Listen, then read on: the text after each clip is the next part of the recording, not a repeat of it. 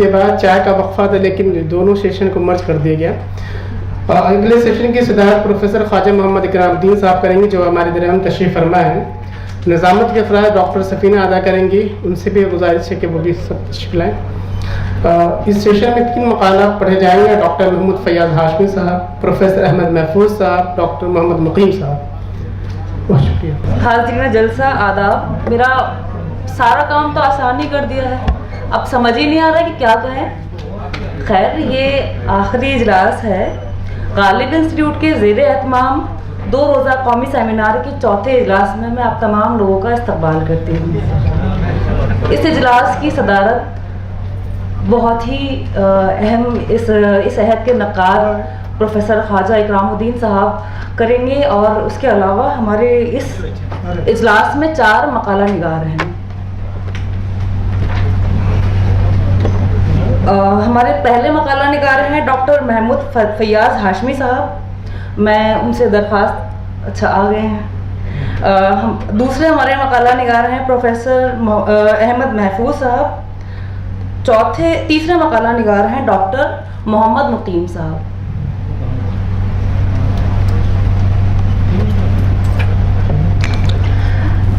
ابھی بات کی گئی کہ تیسرے اجلاس میں 3 مقالے پیش کیے گئے. یہ چوتھا اجلاس ہے, اس میں بھی 3 ہی مقالے ہیں, حالانکہ نام 4 لوگوں کے ہیں. میں سب سے پہلے درخواست کرتی ہوں استاد محترم ڈاکٹر محمود فیاض ہاشمی صاحب سے کہ وہ مائک پر تشریف لے آئیں اور اپنا مقالہ پیش کرنا.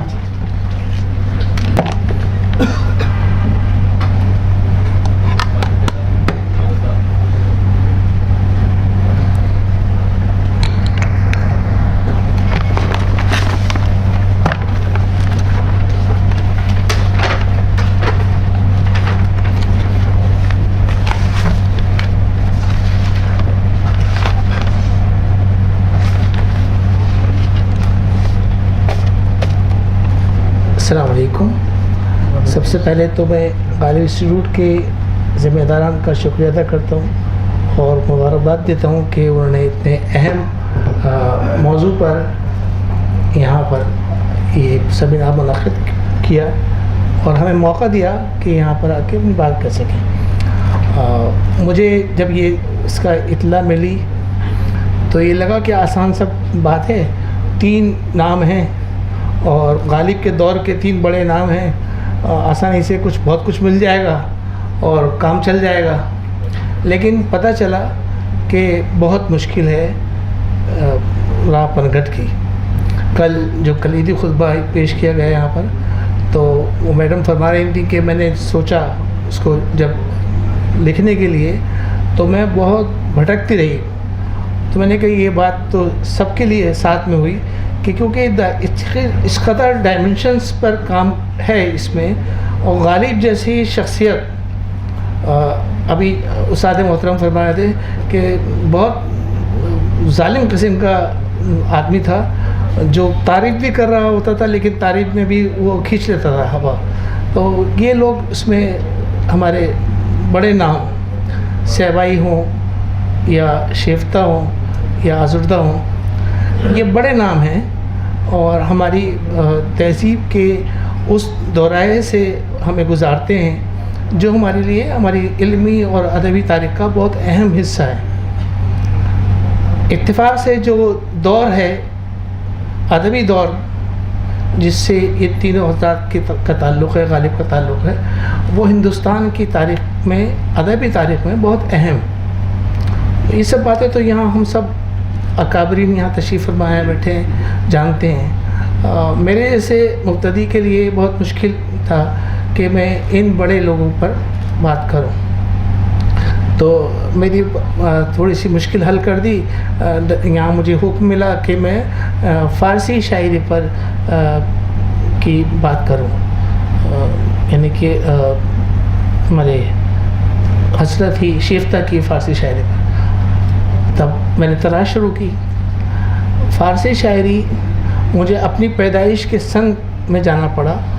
1954 کے مجھے کتاب ملی پبلش کراچی سے چھپی ہوئی جس میں فارسی شاعری کے حوالے تھے. یعنی کہ میں نے کہا بھی تھا کہ صاحب آپ اتنا اچھا پروگرام کر رہے ہیں، اتنا بڑا پروگرام کر رہے ہیں، تو کم سے کم ان 3 جو حضرات کے نام ہیں، ان 3 کے جو کام ہیں بنیادی کام وہ کہیں سے اویلیبل ہو جاتے، ایک جگہ لائبریری میں ہوتے اور ہم سب کو سورس مل جاتی تو آسانی ہوتی. لیکن یہ کہ مجھے اس کا ثواب الگ سے ملے گا کہ میں نے وضو کرنے کے لیے پانی بھی لے کے آنا پڑا.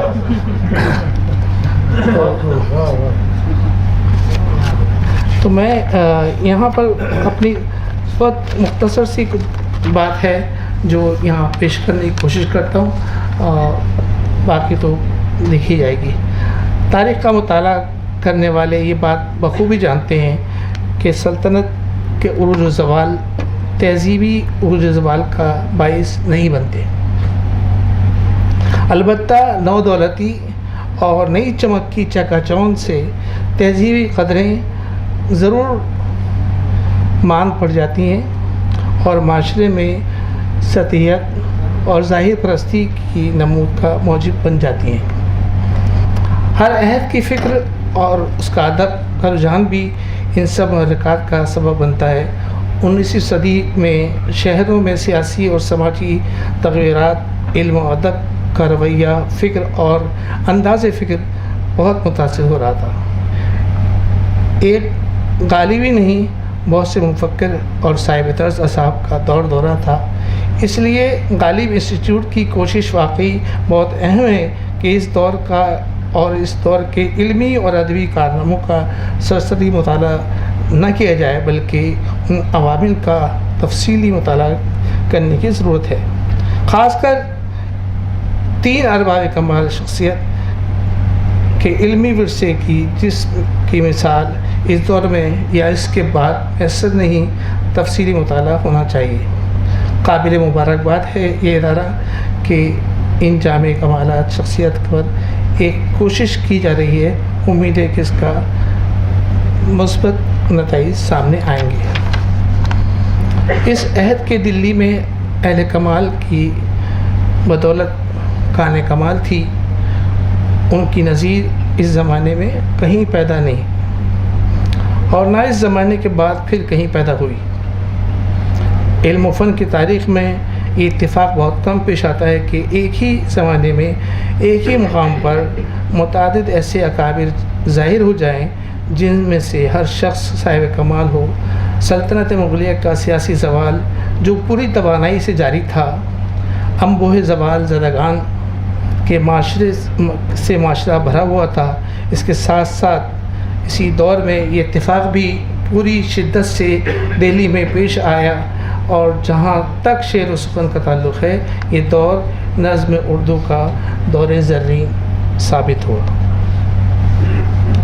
نواب محمد مصطفیٰ خان جو کہ اردو میں شیفتہ اور فارسی میں حسرتی تخلص اختیار کرتے تھے، 19ویں صدی کے ایک اہم نامور اور بڑے شاعر غالب کے قریبی ساتھیوں میں سے ایک اہم نام ہے. شیفتہ نے سفر حج، میں نے اس کو اس طرح سے کیا ہے کہ بہت سی چیزیں جو کیونکہ فارسی کلام سے تعلق تھا اور ان کی ذاتی زندگی سے کوئی بات ہوئی تھی کہ سبھی جو لوگوں کے تذکرے نویسوں کے تعلق سے جو کچھ حوالے سے بات ہو رہی تھی وہ آئے گی، اس لیے زندگی کو چھوڑ کر. لیکن کیونکہ شیفتہ کی زندگی میں ان کا سفر حج، ان کی شاعری اور ان کی شخصیت اور پورے کردار پہ بہت اثر انداز ہوا، تو وہ اس لیے اس کا ذکر کیا کہ انہوں نے جو سفر کیا اور 2 سال کا عرصے کے اندر وہ سفر مکمل ہوا ان کا. تو نہ صرف یہ کہ اس سفر کی رودات اس میں ہے بلکہ جو سفر نامہ جو انہوں نے لکھا وہ ایک اہم ماخذ ہے ہمارے لیے اس میں، کیونکہ یہاں بات ہوئی جسے وہ بمبئی سے سفر، بمبئی سے سورت سے سفر، حج پانی کا سفر جو ہوتا تھا سورت کے راستے سے ہوتا تھا، تو میرے خیال میں وہی ہے، اس میں یہ کوئی تساہم ہو گیا. تو جو غالب جو ہمارے سفر حج کی جو تفصیل پوری لکھی گئی اور اس میں جو حادثہ پیش آیا اور جو رودات گزری وہ بہت امپورٹنٹ ہے اور بہت دلچسپ ہے. وہ اس میں سب ماں اور نانی کے ساتھ سفر کیا اور دونوں جو ہے سفر کے بعد حج کے اختتام کے بعد دونوں کا انتقال وہاں ہوا. لیکن اس کتاب میں ایک غلطی یہ بھی لکھی گئی وہاں پر کہ دونوں کا 6 دن کے بعد جو ہے حج کے بعد انتقال ہوا اور اس کو جو ہے وہاں کے جنت البقیع میں دفن کیا گیا. جبکہ جنت البقیع تو مدینہ منورہ میں ہے، مکے میں نہیں ہے. یہ لکھنے والے نے جو کتاب جو کی اس سے تساہم ہوا اور اس نے وہ جنت البقیع لکھا اس کو.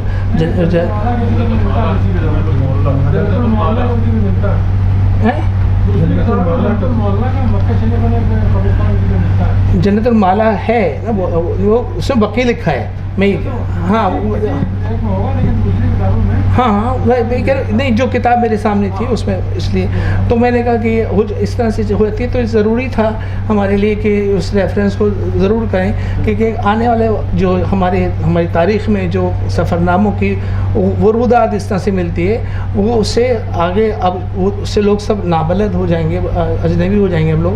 تو آنے والے زمانے میں اس کی تصحیح ہو جانی چاہیے.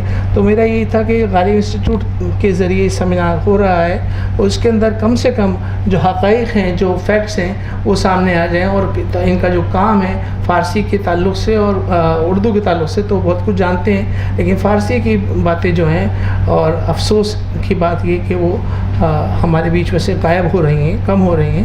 تو اس لیے اس کو اثر نو جو ہے اس کی ترتیب اگر ہو جائے تو ہمارے لیے بہتر ہوگا. حضرتی سے دیوان کا آغاز، حضرتی نے اپنے دیوان کا آغاز حافظ کے طرز پر کیا اور انہوں نے 3 جو نام ہیں بڑے جو فارسی کے، حافظ، نظیری اور عرفی، ان 3 اور غالب، ان کو جو ہے سب سے زیادہ جو ان کا جو تھا وہ غالب کا تعلق تھا. لیکن عرفی اور نظیری کو جو ہے خاص طور سے حضرتی کا جو تھا پسند تھی یا ان کی جو رغبت تھی ادھر تھی.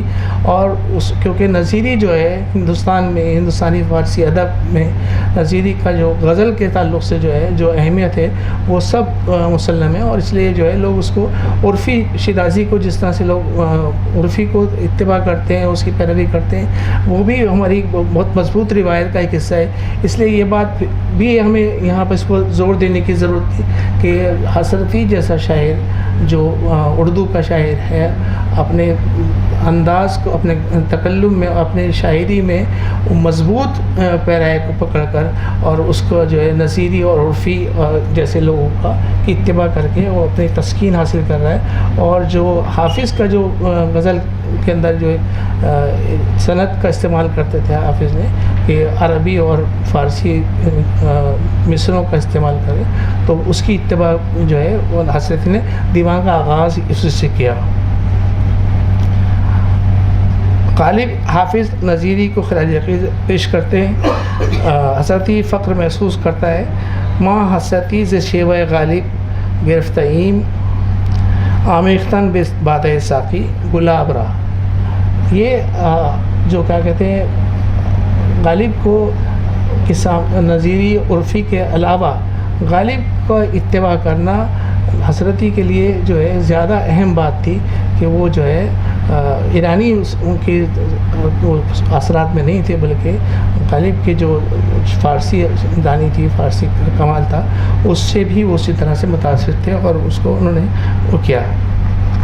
اسی طرح سے یہ جو ہے غالب حضرتی کے تعلق سے ان کی تعریف کرتے رہے اور اس کا جو ہے اس کے اشعار کی یعنی کہ مرتبے کو انہوں نے اپنی شاعری کے لیے مستند ایک رویہ مانا اور اگر حضرتی نے اس کی اس رویے کا اختیار کیا تو غالب پر اس پر اعتماد کا اظہار کیا.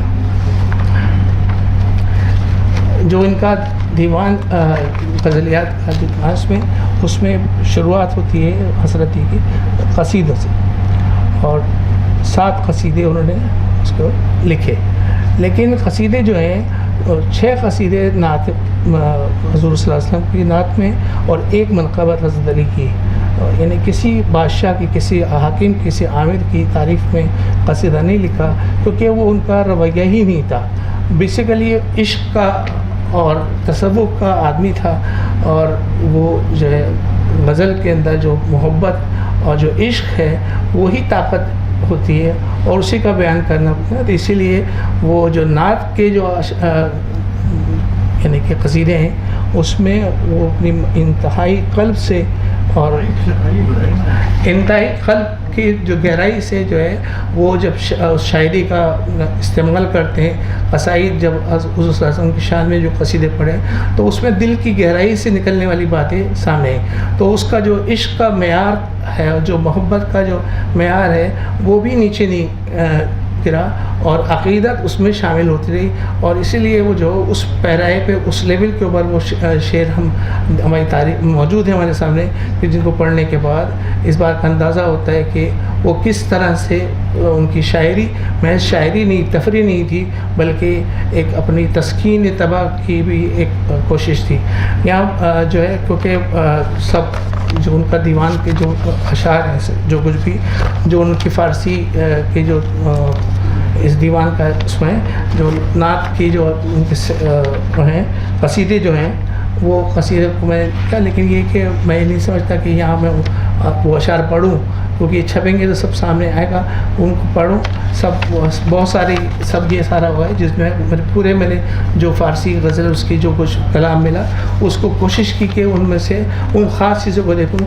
لیکن ہم یہ بات میں نے جو اس کا مطالعہ کیا تو سرسری مطالعہ ہی ہے، ظاہر بات ہے اس طرح نکلا، تو یہ دیکھا کہ یہ لوگ شاعری تو جو کچھ بھی کر رہے تھے لیکن یہ سماج سے بے خبر نہیں تھے. جو معاشرے میں جو جی رہے تھے صرف یہ نہیں تھے کہ ہم صرف شاعری کر کے یا کچھ کر کے، بلکہ جو معاشرے میں اس زمانے میں خاص طور سے ایک تھا کہ دولت کی حوث اور جو ہے لالچ بہت بڑھ گئی تھی. تو اس میں انہوں نے بہت اچھا ایک جگہ کیا ہے کہ جو کیمیا گری کا ایک کانسیپٹ جو تھا، کیمیا گری، تو وہ کہہ رہے کہ پیسہ جو ہے آپ اپنا زر جو برباد کر رہے ہیں کیمیا گری کے لیے، کیمیا کے لیے، وہ آپ اپنا زر خود کھو رہے ہیں، آپ اس سے کوئی فائدہ نہیں اور کچھ اس سے کچھ ملے گا نہیں.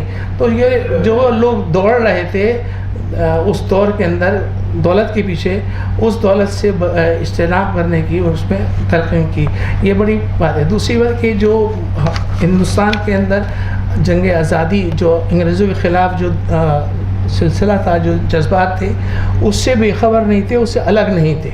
یہ بڑی اہم بات ہے کہ ہمارے یہ اکابرین جو کیا کہتے ہیں آج کے زمانے کے جو ہمارے شعراء کا، علم و ادب سے جڑے لوگوں کا جو رویہ ہوتا ہے وہ بہت مشکل سے حکومت کے خلاف کھڑے ہو پاتے ہیں اور ان چیز کو برداشت یعنی کہ اپنے سینے سے پار ہو سکتے ہیں. لیکن ان لوگوں نے جو کیا کہتے ہیں ہمارے یہ بہت کمزور لوگ، بہت مشکل معمولی لوگ تھے، یہ بھی جاگیردار تھے، یہ بھی سب دولت والے تھے، لیکن انہوں نے اپنی بات کو رکھا، مخالفت کی اور سزا بھی پائی، سزا ملی. تو یہ بہت بڑی ہماری انسان کی جو تاریخ ہے، ہماری آزادی کی جو لڑائی اور جو ہماری جو انگریزوں کے خلاف جو کچھ بھی جذبات تھے اس کا اظہار کرنے کے لیے ان لوگوں نے کبھی بھی مطلب اس میں پیچھے نہیں ہٹے، بلکہ ہمت سے اور اپنی قومی شخص اس کو جو ہے شناخت کو قائم رکھا.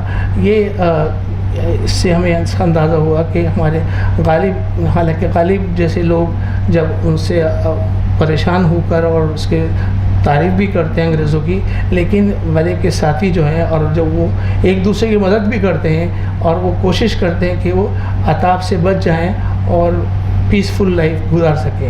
تو یہی سب چیزیں اندازہ ہوا کرنے کے بعد کہ ہمارے ان شعراء کی، غالب کی خاص طور سے دور کے جو شعراء ہیں، ہماری یہ جو اردو فارسی کی جو روایت ہے اس سے ہمیں طاقت ملتی ہے سوچنے کی، اور کہ ہمارے جو علمی جو سفر ہے وہ ہمیں پیچھے سے ہماری پشتبانی کرتا ہے اور ہمیں قومی جذبے کے ساتھ ہمیں جو ہے جینے کا حوصلہ دیتا ہے. شکریہ.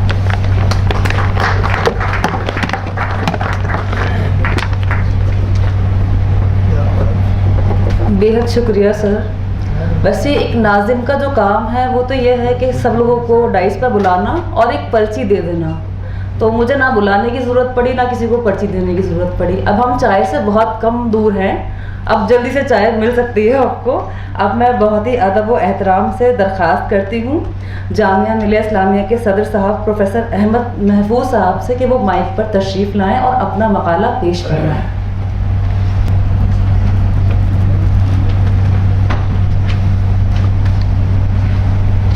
सदर मजलिस प्रोफेसर मोहम्मद ख्वाजा इकरामुद्दीन साहब,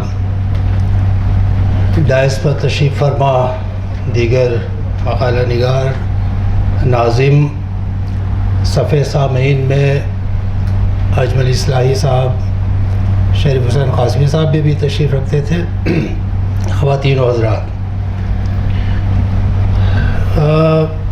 सबसे पहले तो जैसा कि और लोगों ने भी कहा, मैं भी इस बात के लिए गालिब इंस्टीट्यूट को मुबारकबाद देता हूँ कि गालिब, मोमिन और ज़ौक़ के नहायत बुलंद पाया मुआसरीन, 3 मुआसरीन पर यह सेमिनार मुनक़िद किया, जिनके बारे में गुफ्तगू बहुत कम हुई है, बहुत कम होती है। तो इस बहाने से ये हुआ कि सहबाई, शिफ्ता और आज़ुर्दा के ताल्लुक़ से बहुत से इल्मी पहलू, बहुत से निकात हमारे सामने आए हैं और मैं समझता हूँ कि ये सेमिनार जो है वो इन 3 अहले इल्म के बारे में बहुत कारआमद साबित होगा। मुझे जो मौजू तफवीज़ हुआ था वो था शेफ्ता का तनकीदी शऊर, गुलशन बेखार और दीवान मोमिन का जो दिबाचा शेफ्ता ने लिखा है उसकी रोशनी में। लेकिन ज़ाहिर है कि जैसा कि और लोगों को भी इस बात का तजुर्बा हुआ कि ख़ुद गुलशन बेखार में जिन शोरा के बारे में शेफ्ता ने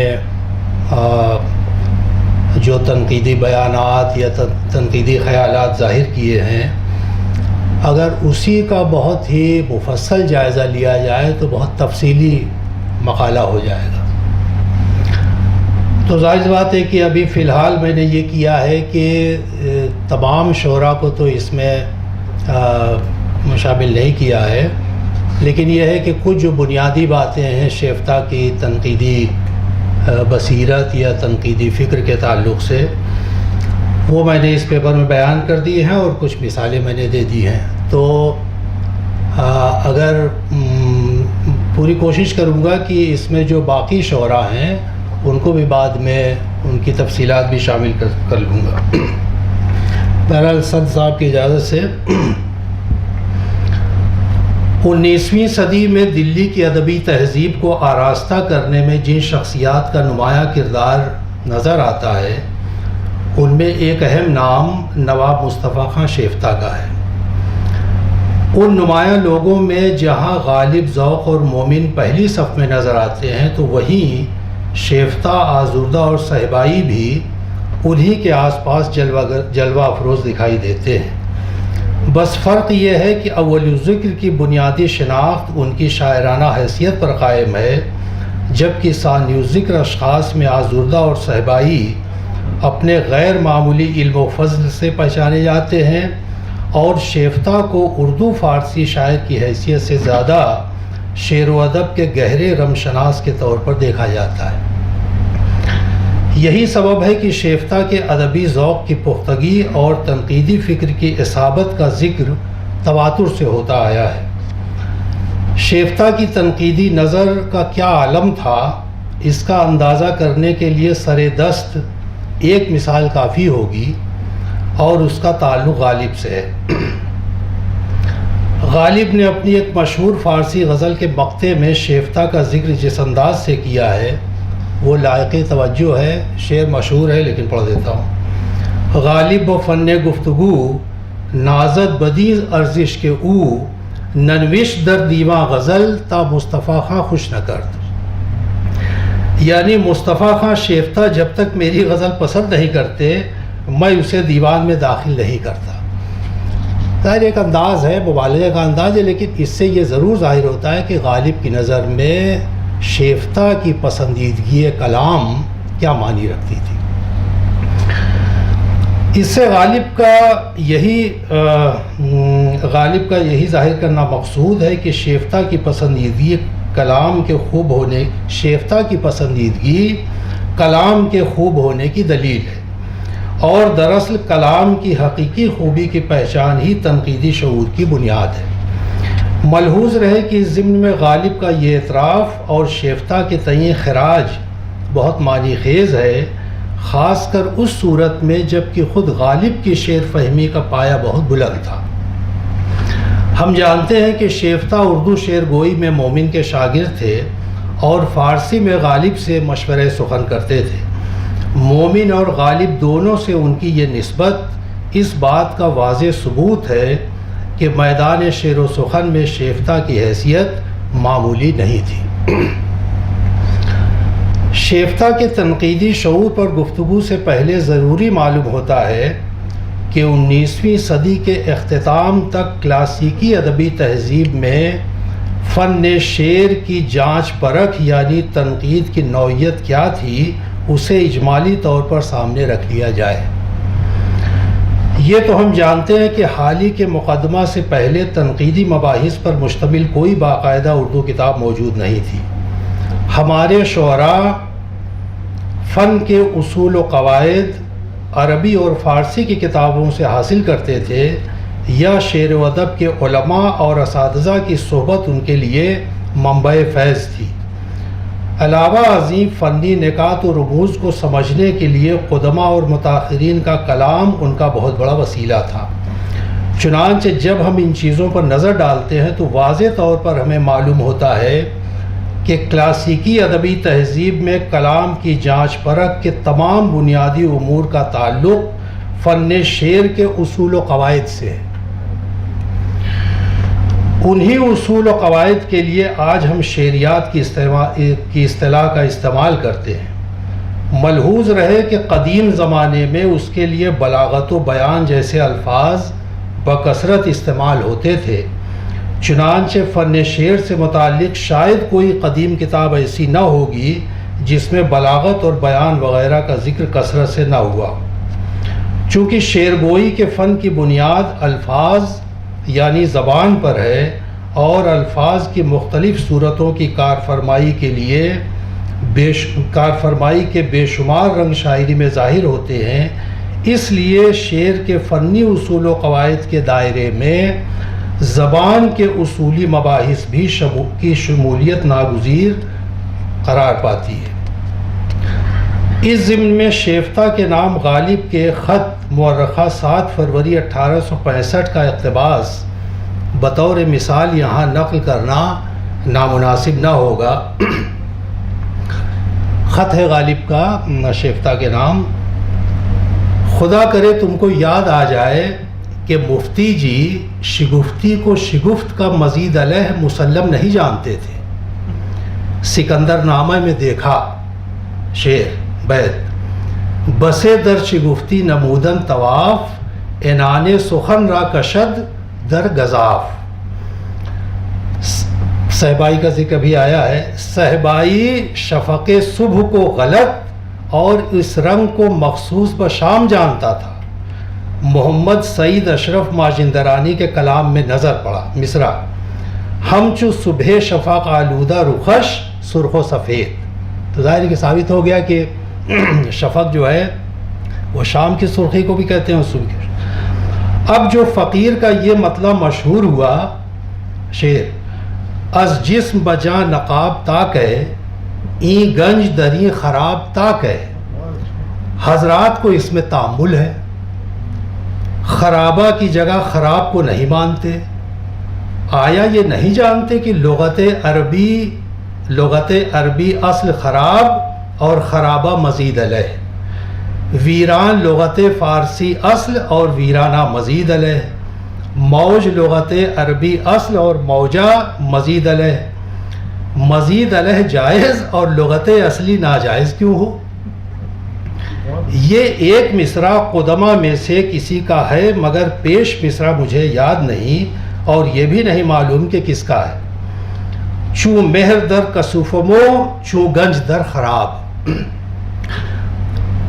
میں خود کہتا ہوں کہ اس کو نہ مانو اس راہ سے کہ میں قائل کا نام نہیں بتا سکتا، چونکہ شاعر کا نام مجھے نہیں معلوم ہے، تو اس کو نہ مانو اس راہ سے کہ میں قائل کا نام نہیں بتا سکتا. یہ مطلب مرزا محمد علی صاحب علیہ رحمہ کا اور اس کے دیوان میں موجود ہے. شعر: بفکر دل نہ فتح دی بہیچ باب دریغ، بگنج راہ نہ بردی دری خراب دریغ. تو خراب کی مثال پھر لے آئے، خراب اگوان. گنج و خراب، گنج و خرابہ، گنج و ویران، گنج و ویرانہ مستعمل اہل ایران ہے. اس بات میں متردد ہونا محض عدم اتنا ہے. والسلام. اقتباس ختم. غالب کے خطوط میں اس طرح کی متعدد مثالیں موجود ہیں جہاں شعر میں الفاظ و تراکیب کے معنی کی صحت اور استعمال کی صورتیں زیر بحث آئی ہیں. خیال رہے کہ یہ مباحث کلاسیکی ادبی تہذیب میں تنقیدی کارگزاری کا ناگزیر حصہ تھے. اس زمانے میں شعراء اور ان کے کلام سے متعلق تنقیدی خیالات کو معرض تحریر میں لانے کا رواج بہت کم تھا، اور جہاں اس کی ضرورت سمجھی جاتی تھی وہاں بھی یہ باتیں نہایت اختصار کے ساتھ محض ایک دو جملوں میں مخصوص اصطلاحوں کے ذریعے بیان ہوتی تھیں، جس کی مثال نمایاں طور پر ہم تذکروں میں دیکھتے ہیں. اس سلسلے میں یہ کہنا بیجا نہ ہوگا کہ کلاسیکی عہد میں شعراء کے تعلق سے تنقیدی خیالات کے اولین نمونے تذکروں میں ہی سامنے آئے ہیں، لیکن چونکہ ان کی نوعیت باقاعدہ تنقیدی تحریر کی نہیں ہے اور ان میں مستعمل اکثر تنقیدی اصطلاحوں سے ناواقفیت عام رہی، اس لیے جدید زمانے میں تذکروں کو تنقیدی نقطۂ نظر سے زیادہ قابل اعتنا نہیں سمجھا گیا. یہاں اس حقیقت کو پیش نظر رکھنا ضروری ہے کہ فارسی اور اردو کی شعری روایت میں تذکروں کی تالیف کثرت سے ہوئی، لیکن تنقیدی اہمیت کے لحاظ سے ان میں چند تذکرے ہی قابل ذکر قرار پائے ہیں. چونکہ شیفتہ کے تنقیدی شعور کی کارفرمائی کا تحریری صورت میں سب سے نمایاں اظہار ان کے مشہور تذکرے گلشن بیخار، زمانے تکمیل اس کے 1834 سے انہوں نے لکھا ہے کہ 1248 ہجری میں لکھنا شروع کیا تھا اور 1250 ہجری میں، تو 1834 میں اس کی تکمیل ہوئی، تو پھر 1837 میں یہ شائع ہوا. گلشن بیخار میں ہوا ہے، اس لیے ان سے متعلق معروضات پیش کرنے سے پہلے تذکروں میں شاعر اور اس کے کلام کے بارے میں تنقیدی بیانات کی نوعیت کو سامنے رکھ لینا ضروری ہے. خیال رہے کہ تذکرہ نگاروں نے عام طور سے شعراء کی غزل گوئی کو بنیاد بنا کر ان کا ترجمہ شامل تذکرہ کیا ہے. اس ضمن میں درج ذیل باتیں ہمیں نظر آتی ہیں. اب میں نے 2-4-5 کچھ پوائنٹ بنائے ہیں کہ تذکروں میں بہت مختصر، یعنی 1-2 جملوں میں یا 3 جملوں میں، اکثر تو 1-2 جملوں میں جو تنقیدی خیالات کے حامل جملے ہیں ان کی نوعیت کیا ہے وہ ذرا دیکھیں. نمبر 1، اگر شاعر غزل گوئی کے مختلف طرز میں سے کسی مخصوص طرز کا مالک ہے تو اس کا بیان. نمبر 2، کلام کی عمومی خوبی یا خوبیوں کا بیان. نمبر 3، شاعر کی قادر الکلامی اور مہارت فن کا بیان. نمبر 4، کلام کی تاثیر کا بیان. نمبر 5، ایک ہی طرز کے حامل 2 شعراء کا تقابل، یہ بھی تذکروں میں نظر آتا ہے. نمبر 6، یکساں مرتبے کے 2 شعراء کے بارے میں تقابلی اظہار خیال. نمبر 7، ایسا تنقیدی بیان جس سے شاعر کے مرتبے کا تعین ہو سکے. نمبر 8، کسی شاعر کی امتیازی صفت کا اظہار. نمبر 9، شاعر کے زبان و بیان کے نقائص کا ذکر. اور نمبر 10، بعض اوقات مخصوص اشعار کے بارے میں تنقیدی اظہار خیال اور ان پر اصلاح. یہ بہت کم ہوا ہے، میر کے تذکرے میں ظاہر کی بہت نظر آتا ہے.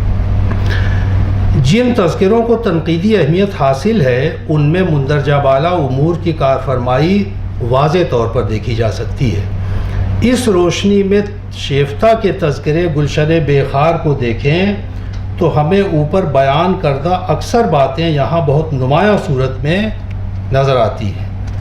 اس سلسلے میں ایک قابل ذکر پہلو کی طرف اشارہ کر دینا یہاں نہایت ضروری ہے، اور وہ یہ کہ کلاسیکی عہد کی نثر، بالخصوص تذکرے، تقریض اور دیباچے وغیرہ کی نثر کا ایک خاص انداز تھا۔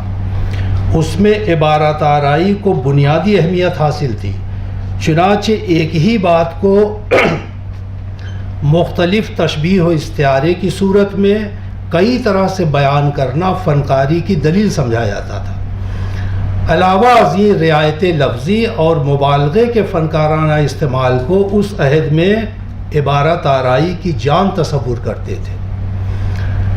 شیفتہ نے اپنے تذکرے کی تالیف کا مقصد بیان کرتے ہوئے جن باتوں کی طرف اشارہ کیا ہے انہی سے ان کے مذاق صحیح اور تنقیدی فکر کی اصابت کا اندازہ ہو جاتا ہے۔ وہ لکھتے ہیں، اب ہم نے اصل میں یہاں یہ کیا ہے کہ جو اصلاحی تذکرہ فارسی میں، تو فارسی عبارت لمبے اقتباس میں نے اس کا اردو ترجمہ نفیس اکیڈمی کراچی سے ہوا ہے، وہ میرے سامنے تھا، تو یہ میں نے اس ترجمے کو اقتباس بنایا ہے جو شیفتہ نے اپنے شروع میں جو بیان کیا ہے۔ وہ اقتباس سے وہ لکھتے ہیں کہ چونکہ اس تالیف کا مقصد اور مطمع نظر پسندیدہ اشعار کا مجموعہ تیار کرنا ہے، شعراء کا نام گنوانا نہیں ہے، اس لیے قدیم اور جدید کسی شاعر کا ایک کوئی پسندیدہ شعر مجھے نہیں مل سکا تو اس کا ذکر اس تذکرے میں نہیں کیا گیا۔ مشاہیر شعراء میں سے شاید ہی کوئی ایسا ہو جس کے پسندیدہ شعر موجود نہ ہو، اس لیے ان سب کا ذکر ناگزیر ہو گیا، اگرچہ اس بات کا کوئی التزام نہیں کیا گیا ہے کہ ہر ایک کا ذکر ضرور کیا جائے۔ اب سنیے اسی میں آگے، اور اسی وجہ سے شاعری کے مدعیان کاذب کا ذکر بھی اس کتاب میں نہیں ملے گا۔ مدعیان کاذب سے ذرا لطف لیجئے، اور اسی وجہ سے شاعری کے مدعیان کاذب کا ذکر بھی اس کتاب میں نہیں ملے گا۔ یہ نہ خیال کیجئے کہ مجھے ان کا حال نہیں معلوم تھا، لیکن اگر کسی کے بہت اچھے اشعار و افکار ہوں اور اس کا ذکر اس تذکرے میں نہ مل سکے تو یہ سمجھ لیجئے کہ ان اشعار کی مجھے خبر نہ ہو سکی۔ اقتباس ختم۔ اس عبارت میں شیفتہ نے جہاں شعراء کے انتخاب کا طریقہ کار بیان کیا ہے، وہیں یہ بات زور دے کر کہی ہے کہ عمدہ اور پسندیدہ اشعار کا جمع کرنا اس تالیف کا بنیادی مقصد ہے۔ خیال رہے کہ پسندیدہ اشعار کے لیے اصل فارسی عبارت میں اشعار دلارہ کی ترکیب استعمال ہوئی ہے، اس کا ترجمہ ظاہر ہے کہ انہوں نے پسندیدہ دلارہ کی ترکیب استعمال ہوئی، جس کے معنی اشعار دلارہ کے معنی فارسی میں جس کے معنی ایسے اشعار کے ہیں جن سے دل کو نشاط و سرور حاصل ہو۔ لغوی معنی ظاہر ہے کہ دل کو سجانے والے، تو دل کی سجاوٹ ظاہر ہے کہ نشاط و سرور۔ اشعار کے انتخاب کا یہ پہلو اس بات کی دلیل ہے کہ شیفتہ کی نظر میں کلام کی فنی خوبی کو بنیادی حیثیت حاصل تھی۔ اب ہم شعراء اور ان کے کلام کے بارے میں شیفتہ کی تنقیدی آراء پر نظر ڈالتے ہیں۔ شاہ مبارک آبرو کے بارے میں ان کا بیان ہے، یہاں میں نے اصل ان کا فارسی، از زبان آوران نامی طبقہ پیشی است، بسنت ایہام مائل بود۔ یہاں واضح طور پر دیکھا جا سکتا ہے کہ شیفتہ نے محض ایک جملے میں آبرو کے شاعرانہ مرتبے کے ساتھ ان کے مخصوص طرز یعنی ایہام کا ذکر جامع صورت میں کر دیا ہے۔ از زبان آوران نامی کی ترکیب سے آبرو کی بلندی مرتبہ اور شہرت کو ظاہر کرنا مقصود ہے۔ اس سلسلے میں شرف الدین مضمون کے ترجمے کا ذکر یہاں اس لیے مناسب ہوگا کہ وہ بھی اسی زمانے کی ایہام گویوں میں ہیں۔ ان کے بارے میں شیفتہ کے الفاظ یہ ہیں، فکرتش مقصور بر ایہام است کہ شیوہ اہل زبانش بودا۔ اب بھائی فارسی والے بودے ہیں، ہم لوگ کی زبان پہ بودا ہے، کیا کریں۔ تو ملحوظ رہے کہ اس جملے میں، ہاں یہ ایک بات خاص طور سے جو طالب علم ہے، ملحوظ رہے کہ اس جملے میں مقصور کا لفظ منحصر اور مختص کے معنی میں استعمال ہوا ہے۔ عام طور سے مقصور جو ہے ظاہری قصر یا کوتاہ کے معنی میں، لیکن فارسی مقصور جو ہے وہ منحصر اور مختصر، مقصور بر ایہام است، ایہام پر منحصر، یعنی مضمون کی فکر ایہام کے طرز پر منحصر یا اس سے مقصور سے۔ لیکن اس جملے کا دوسرا فقرہ اس لیے بے حد اہم ہے کہ اس میں شیفتہ نے ایک بڑی حقیقت کو اصل صورت میں ہمارے سامنے پیش کر دیا ہے۔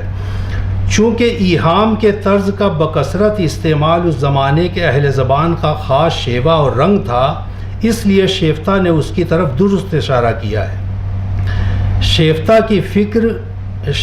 کی صحت فکر کا یہ واضح ثبوت ہے کہ انہوں نے ایہام کی بنیاد پر آبرو کو بلند مرتبہ شاعر شمار کیا اور اس حقیقت کا برملا اظہار کیا کہ ایہام اس زمانے کے شعراء کا مخصوص طرز تھا، مخصوص شیوہ تھا۔ افسوس اس بات کا ہے کہ پچھلے 100-150 سال 125 سال کے عرصے میں ایہام کا نام لینا جو ہے وہ قابل اعتراض ہو گیا ہے، اور یہ شیفتہ جو ہے ذرہ برابر بھی کہیں اشارہ نہیں کر رہے ہیں کہ یہ لوگ ایہام جب بھٹکے ہوئے تھے یا گمراہ تھے، بلکہ صاف کہہ رہے ہیں کہ ایہام اس زمانے کا طرز تھا۔ بعد میں تو لوگوں نے ایہام کی تحریک بھی چلوا دی، طرز تھا، اور اسی بنا پر ظاہر کہ آبرو جو ہے وہ بہت بڑے گویا شعراء میں تھے۔ اب ایک مثال ذرا مجھے لگی کہ یہ بھی آتش اور ناسخ کا ذکر ان کے زمانے سے لے کر اب تک اکثر ایک ساتھ کیا جاتا ہے۔ اسی کے ساتھ جدید زمانے میں آتش کو ناسخ کے مقابلے میں برتر اور حقیقی شاعر قرار دینے کا رجحان عام ہوا، جو کم و بیش آج بھی قائم ہے۔ لیکن ان شعراء کے تعلق سے شیفتہ کا خیال بالکل مختلف ہے۔ آتش کے بارے میں وہ کہتے ہیں، روش رندانو وز بے باکانہ دارد و مردم آدیار، یعنی لکھنؤ، و مردم آدیار آتش و ناسخ را کے از اساتذہ مسلم آجاست، قریب ہم انگارند و ہر دورہ ہم وزن شمارند و قباحت ای تحقیق پنہا نیست۔ اس عبارت سے اتنی بات تو واضح ہو جاتی ہے کہ آتش اور ناسخ کو ہم مرتبہ قرار دینے کا رجحان خود ان کے زمانے میں عام تھا، لیکن شیفتہ اس رجحان کو لکھنؤ سے مخصوص قرار دیتے ہیں۔ اسی علاقے کے لوگ سمجھتے ہیں دونوں کو برابر، لیکن اس میں حقیقت جو ہے یہ حقیقت نہیں قرار دیتے ہیں، اور اس لکھنؤ سے مخصوص قرار دیتے ہیں، اور اس خیال کو حقیقت سے بعید بھی سمجھتے ہیں۔ تاہم محض اس عبارت کی روشنی میں یہ فیصلہ کرنا دشوار معلوم ہوتا ہے کہ شیفتہ آتش اور ناسخ میں کس کی برتری کے قائل ہے، اس سے اتنا واضح نہیں ہوتا۔ اس لیے اب ناسخ کے بارے میں ان کی رائے یہی دیکھ لیتے ہیں۔ یہاں میں نے وہ ترجمہ استعمال کیا ہے۔ اب سنیے، ناسخ کے بارے میں لکھتے ہیں کہ ان کی چمن طبع کی نسیم نکہت ریز ہے، اور ان کے فکر کے پھولوں کی خوشبو دلاویز ہے۔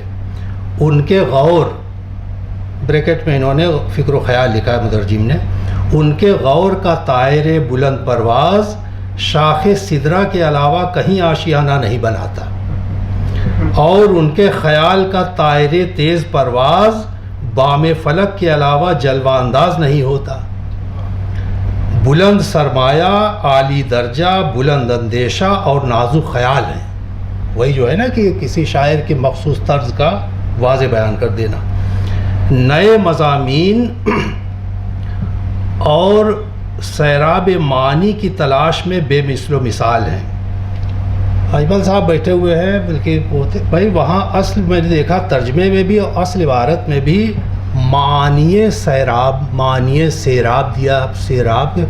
مجھے ایسا لگا کہ شاید یہ معنی دیریاب ہوگا، ممکن ہے کہ وہ یعنی چونکہ ایسے مضمون کا وہ پہلو کہ جو بہت مشکل سے بہت دیر میں سمجھ میں آئے، بلکہ اقبال نے استعمال کیا ہے نا اس میں ذوق و شوق میں آیا حضور صلی اللہ علیہ وسلم کے لیے کہ آیا کائنات کا معنی دیر یاب تو مجھے ایسا لگا کہ ہم نے تو ظاہر مترجم کا ہی لفظ استعمال کیا ہے، تو اب دیکھیں نئے مضامین اور سیراب معانی کی تلاش میں بے مثل و مثال ہیں. یہ اقتباس ناسک کے بارے میں اور آتش کے بارے میں بھی ہم نے دیکھا. آتش اور ناسک سے متعلق شیفتہ کے تنقیدی بیانات سے یہ حقیقت پوری طرح ظاہر ہو جاتی ہے کہ وہ دونوں شعراء کی استادی کے قائل تھے، لیکن آتش کے مقابلے میں ناسک کو برتر قرار دیتے تھے. اس کا واضح ثبوت ناسک کے ترجمے کی درج بالا عبارت میں موجود ہے. اس عبارت میں شیفتہ نے ناسک کے مخصوص طرز شعر گوئی یعنی ناز و خیالی اور خیال بندی کا بھی ذکر کر دیا ہے. خیال رہے کہ آتش کا مخصوص طرز بھی یہی ہے. یہاں ذرا میں خاص توجہ چاہتا ہوں آپ لوگ. آتش کا مخصوص طرز بھی یہی ہے یعنی خیال بندی والا، لیکن جدید زمانے میں بوجوہ اس طرز کو آتش سے منسوب کرنے سے اعتراض کیا گیا، کیونکہ اگر آتش کو بھی ناسک اور غالب کی طرح خیال بند شاعر مان لیتے تو آتش کی جو حقیقی شاعر والی جو امیج تھی وہ کہاں جاتی؟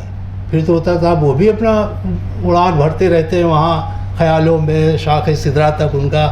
تو یہ اس وجہ سے اس حقیقت کو باقاعدہ دبا دیا گیا کہ آتش جو ہیں وہ بھی خیال بند شاعر ہیں.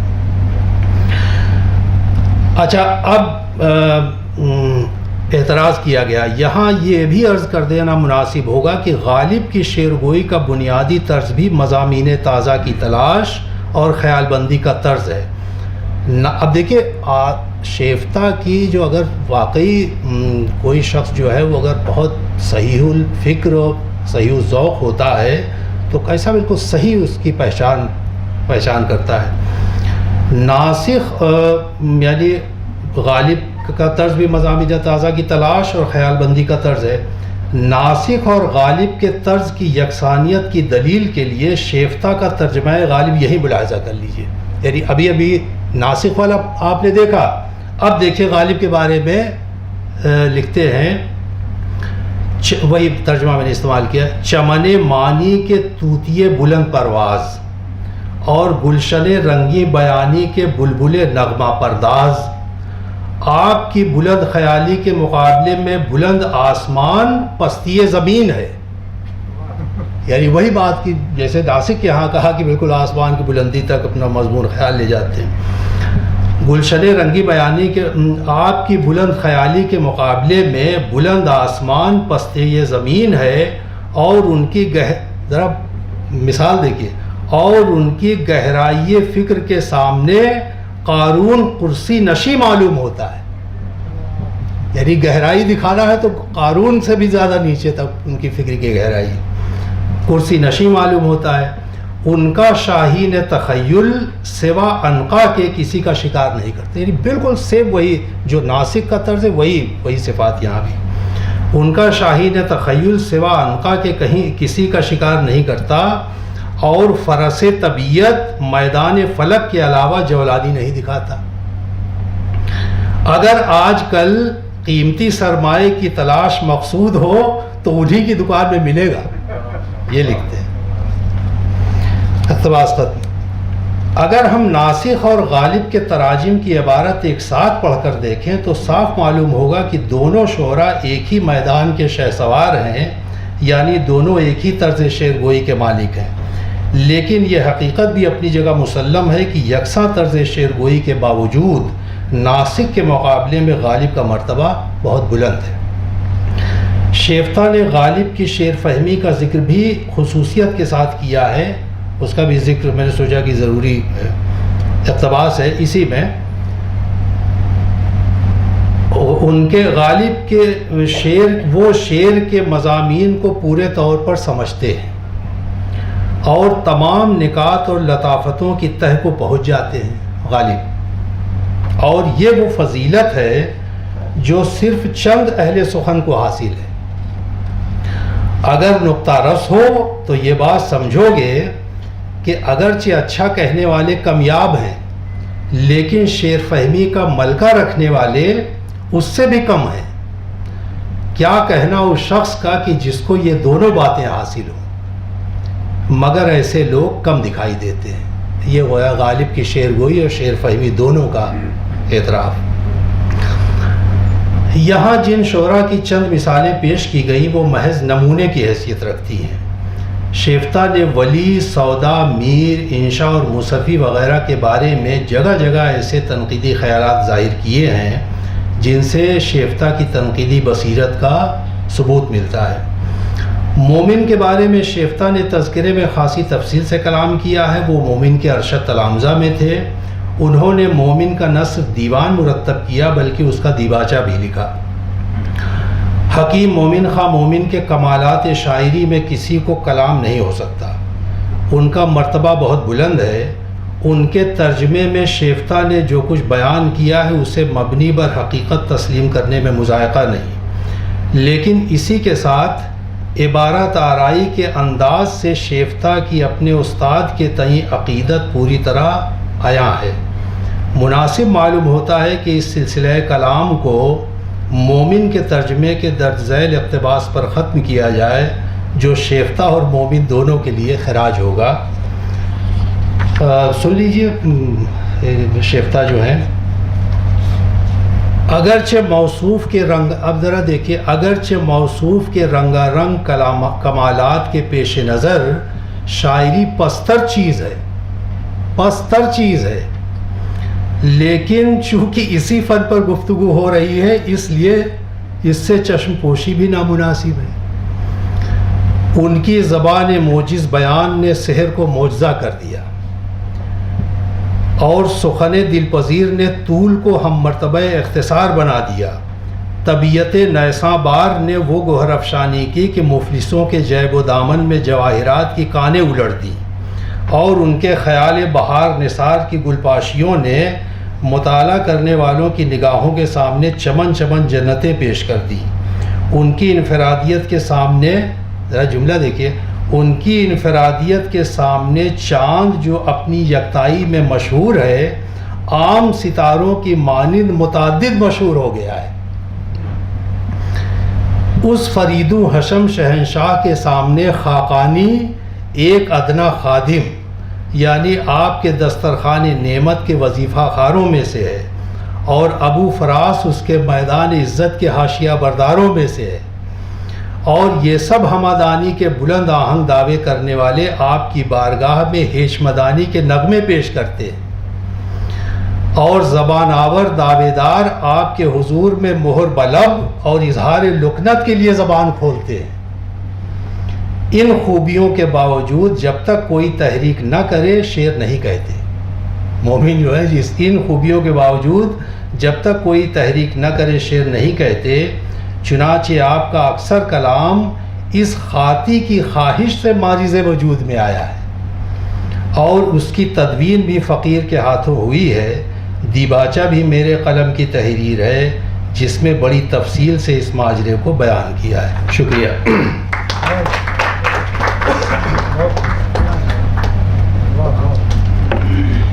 बेहद शुक्रिया सर, बेहद दिलचस्प और अच्छा पर्चा। सर का पर्चा सुनने के बाद और देखने के बाद आज मुझे फारूकी साहब बहुत याद आए।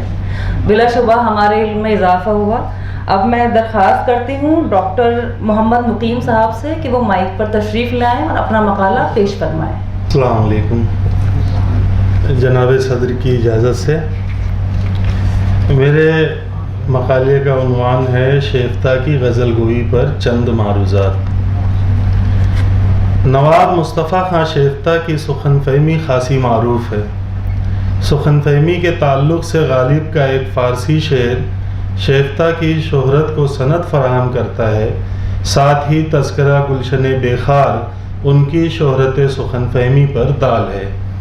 शेफ्ता की सुखन फ़हमी का चर्चा जो बेजा भी नहीं उनकी सुखनगोई को मांद कर देता है। यही वजह है कि शेफ्ता की सुखन फ़हमी के आगे उनकी सुखनगोई पर खातिर खा तवज्जो नहीं दी गई। जो थोड़ी बहुत तवज्जो भी दी गई तो इसमें गालिब की मुसाहिबत और मोमिन की शागिर्दी को मरकज़ी अहमियत हासिल है। गोया कलाम शेफ्ता की जुमला खुसूसियात गालिब की रफ़ाक़त और मोमिन की शागिर्दी पर मुनहसिर हैं।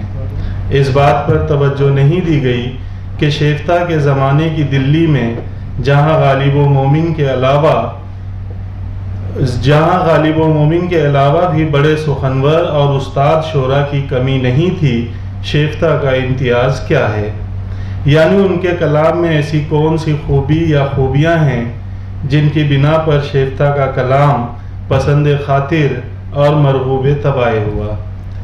یہ بات بہت مشہور ہے کہ تلامذہ غالب و مومن کا دور شروع ہوا تو ان اساتذہ کی پیچیدہ گوئی کا خاتمہ ہو گیا، نیز طرز بیان میں سادگی اور زبان میں روانی پیدا ہوگی۔ یہاں کئی سوال پیدا ہوتے۔ پہلا سوال تو یہ ہے کہ پیچیدہ گوئی کا خاتمہ کیوں ہوا؟ اب اس کے جو ممکنہ اسباب ہو سکتے ہیں وہ میں نے بیان کی ہیں۔ کیونکہ یہ طرز معیوب تھی، یا اس طرز کے سارے امکانات ختم ہو گئے تھے، اس دور کے ادبی معاشرے کا عام مذاق بدل گیا تھا، یا اس ادبی معاشرے کا معیار ذوق زوال آمدہ تھا۔ دوسرا سوال ہے، تلامذہ غالب اور مومن سے پہلے طرز بیان میں سادگی نہیں پائی جاتی تھی؟ تیسرا، کیا محض زبان میں روانی اور طرز بیان میں سادگی شاعری کی ترقی اور اعلیٰ شاعری کی ضامن ہے؟ چوتھا سوال ہے، زبان میں روایتی تصور کے علاوہ روانی کا کوئی اور تصور قائم ہو گیا تھا، یا روانی کے معیار مزید سخت ہو گئے تھے؟ یہاں مذکورہ سوالات کا تجزیہ کرنا اور جواب دینا میرا مقصد نہیں۔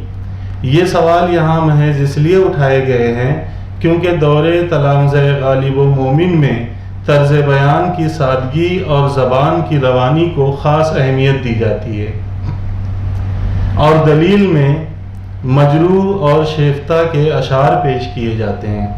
پہلے مجروح اور اس کے بعد شیفتہ کا متعلقہ شعر ملاحظہ کیجیے۔ شعر میں بے مثال ہے مجروح، معنی غالب و سلاست میر۔ اس کے بعد شیفتہ کا شعر، وہ طرز فکر ہم کو خوش آتی ہے شیفتہ، معنی شگفتہ لفظ خوش انداز صاف ہو۔ مجروح کے شعر میں طرز بیان کی سادگی کے بجائے معنی غالب کو بے مثال کہا گیا ہے۔ یہاں معنی سے مضمون مراد ہے، اور یہ ظاہر بات ہے کہ غالب کے یہاں مضامین کا بیان اظہار کی پیچیدگی سے عبارت ہے۔ البتہ سلاست میر کو روانی کہہ سکتے ہیں۔ شیفتہ کے شعر میں معنی شگفتہ سے کیا مراد ہے اس کا پتہ نہیں چلتا، البتہ لفظ خوش اور انداز صاف کے فقرے سے فصاحت کلمہ و کلام پر ان کے اصرار کا اندازہ ضرور ہوتا ہے۔ شیفتہ نے اس خوبی کو اپنے کلام میں بیش از بیش سمویا ہے۔ مثلا یہ اشعار ملاحظہ کیجیے۔ اثر زہرہ اس میں یا پایا، وہ جو مریخ ہے بڑا خوریز، پروانوں کا دماغ بھی ہے آسمان پر، نور چراغ میں جو فروغ قمر ہے آج، ایام ہجر میں جو اجل کا خیال ہے، بے شک دماغ میں اثر اختلال ہے، کیا کیا پھنسا رہی ہے ہمیں دام رشک میں، آشفتگی کے زلف شکندر شکن میں ہے۔ شیفتہ کے کلام میں طرز بیان کی سادگی اور زبان میں روانی کا مطلب یہ نہیں کہ وہ پیچیدہ گوئی اور لفظ تازہ کی تلاش سے شعوری طور پر گریز کرتے ہیں یا اسے ناپسندیدہ سمجھتے ہیں۔ بات دراصل یہ ہے کہ طرز میر نے تقریباً ہمارے تمام اردو شاعروں کو لبھایا ہے۔ اب یہ بات محتاج ثبوت نہیں رہی کہ طرز میر یا بیان میر میں خاصا تنوع پایا جاتا ہے، لہذا جب کوئی شاعر طرز میر کی طرف حریصانہ راغب ہوتا ہے تو دیکھنے کی بات یہ ہے کہ وہ میر کی کس طرز سے متاثر ہے۔ اس کا علم دو طریقوں سے ہوتا ہے، اول یہ کہ وہ شاعر میر کے کلام سے اس طرز خاص کی مثالیں پیش کر دے یا طرز کا نام بتا دے، دوسری یہ کہ وہ خود اپنے کلام میں اس طرز خاص کا التزام کرے۔ اس تعلق سے شعراء کے یہاں عمومی صورتحال یہ پائی جاتی ہے کہ وہ کلام میر کی شور انگیزی اور کیفیت کے اسلوب سے متاثر ہیں۔ اس میں بھی کیفیت کے اسلوب کو زیادہ قبولیت حاصل ہے۔ یہی وجہ ہے کہ طرز میر پر توازمائی کرنے والے بیشتر شعراء نے کیفیت کے اسلوب کو برتا اور اسی کو اپنے لیے پیروی میر کا نام دیا۔ کیفیت کا تعلق مضمون آفرینی سے ہے، یعنی یہ مضمون آفرینی کا ایک وسیلہ ہے، لیکن میر کے یہاں کیفیت کے اشعار میں عام طور پر معنی آفرینی بھی پائی جاتی ہے۔ یہ میر کا اختصاص ہے اور اس حوالے سے ان کی حیثیت استثناء کی ہے، لیکن کیفیت کے اسلوب پر توازمائی کرنے والے شعراء نے معنی آفرینی کے بجائے کیفیت کا شدید تاثر ابھارنے پر زیادہ توجہ دی۔ شیفتہ بھی کیفیت والے اشعار میں معنی آفرینی کے بجائے کیفیت زائی پر زیادہ دھیان دیتے ہیں۔ مثال کے طور پر میر اور شیفتہ کا ہم مضمون اور ہم اسلوب شعر ملاحظہ کیجیے۔ پہلے میر کا شعر ہے: کیا عشق خانہ سوز کے دل میں چھپی ہے آگ، ایک سارے تن بدن میں میرے پھک رہی ہے آگ۔ اسی مضمون پر شیفتہ کا مشہور زمانہ شعر ہے: شاید اسی کا نام محبت ہے شیفتہ، ایک آگ سی ہے سینے کے اندر لگی ہوئی۔ میر اور شیفتہ دونوں کا مصرع اول انشائیہ اور مصرع ثانی خبریہ ہے۔ شمس الرحمن فاروقی نے شعر شور انگیز میں لکھا ہے کہ میر کا شعر کیفیت کا حامل ہونے کے ساتھ ساتھ معنی آفری بھی ہے، یعنی میر کے شعر میں ایک سے زیادہ معنی کے امکان ہیں۔ شیفتہ کے شعر میں محض کیفیت ہے، لیکن میر کے شعر سے بڑھ گئی ہے، جس کی وجہ لفظ شاید کا استعمال ہے۔ شاید کے استعمال کی وجہ سے شیفتہ کے شعر میں روانی بھی زیادہ ہے، جبکہ میر کے شعر میں کیا عشق خانہ سوز کی وجہ سے روانی میں قدر کمی واقع ہوئی ہے۔ میر کے شعر میں معنی کے امکان لفظ کیا کی وجہ سے بڑھ گئے ہیں۔ اگر میر کے یہاں آگ عشق خانہ سوز کے بجائے متکلم کے دل میں لگی ہوتی تو یہی شعر شور انگیز بن جاتا۔ کیفیت پر مبنی شیفتہ کا ایک اور شعر ملاحظہ کیجیے: ہائے وہ شیفتہ کی بیتابی، تھام لینا وہ تیرے محمل کو۔ اور بھی بہت سارے اشعار ہیں شیفتہ کے یہاں کیفیت کے، لیکن میں نے انہیں نہیں لکھا ہے۔ یہ تو رہی شیفتہ کی سادہ بیانی۔ اب ذرا یہ شعر ملاحظہ کیجئے جس میں استعارے کی پیچیدگی شعر کو تقریباً لا ینحل بنا رہی ہے۔ دیتی ہے چشم روشنی چشم روشنی، آمد نسیم مصر کی بیت الحزن میں ہے۔ اس شعر میں روشنی چشم روشنی کا مفہوم واضح نہیں ہوتا۔ شیفتہ کے کلام میں مضمون آفرینی اور رعایت لفظی کا التزام بھی نظر آتا ہے۔ وہ مضمون کو زیادہ وسعت دینے کے بجائے جدت اسلوب اور ندرت ادا سے کام لیتے ہیں۔ انہیں معمولی اور روایتی مضامین میں ترفگی اور تازگی پیدا کرنے سے زیادہ سروکار رہتا ہے۔ یہاں معمولی مضامین سے مراد وہ مضامین ہیں جن میں پیچیدگی اور خیال کی بلندی نہ پائی جاتی ہو، ورنہ کوئی مضمون معمولی نہیں ہوتا، بلکہ معمولی مضمون وہی ہے جسے کثرت سے باندھا گیا ہو اور دوبارہ نظم کرنے میں کوئی نئی بات نہ پیدا کی گئی ہو۔ مثال کے طور پر شیفتہ کے چند اشعار ملاحظہ کیجیے: ابھی کہوں تو کریں لوگ شرمسار مجھے، کہ کس کے وعدے پہ اتنا ہے اعتبار مجھے، خلاف وعدہ مسلم وفائے وعدہ غلط، غرض کچھ اور نہیں غیر انتظار مجھے، لیا ہی تھا نگہ پرفسون دل لیکن کیا ادائے تغافل نے ہوشیار مجھے، فنائے عاشقاں عین بقا ہے، دے ترندوں کی کیسی خوں بہا کیا، عین بقا، فنائے عاشقاں عین بقا ہے، دے ترندوں کی کیسی خوں بہا کیا۔ ان اشعار میں کسی شعر کا مضمون ایسا نہیں جو پہلے نہ باندھا گیا ہو۔